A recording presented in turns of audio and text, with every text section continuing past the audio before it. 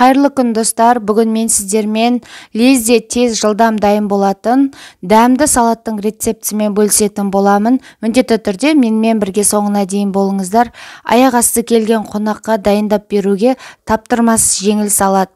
Бізге бұл салатты дайындау үшін кез келген ірімшік қажет, қайнатылған жұмыртқа, консервідегі ананас қажет болады және майонез, дәміне қарай сарымсақ қосатын боламыз.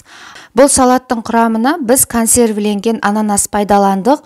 Балғын свежий ананас қолдансаңыздар да болады, бірақ осы консервіленген ананаспен салат өте нәзік, жұмсақ болып шығады. Видеодағыдай кубиктеп барлығын турап аламыз. Турап алғаннан кейін осындай ыдысқа, кез келген қалауыңыз бойынша ыдысқа саласыздар. Ананастан кейін қайнатылған жұмыртқамызды видеодағыдай үлкен кубиктерге турап алып, ананастың үстіне орналастырамыз барлығын. Енді салаттың бетіне майонез жақпас бұрын майонезге сарымсақты ұсақтап қосып, жақсылап араластырып, пакетке немесе осында кондитерлік қалташаға барлығын салып, салаттың бетіне жағып шығамыз. Ендігі кезекте біз ірімшікті үткіштің ең ұсақ жағынан барлығын өткізіп алып, салаттың бетін сол ірімшікпен толықтай жауып шығамыз.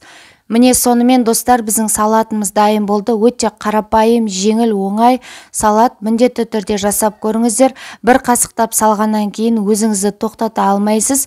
Сонымен қатар достар, менің YouTube арнамнан дәруменге бай қызылшадан жасалған қазіргі күз мезгілінде өте пайдалы салаттың рецептісін таба аласыздар.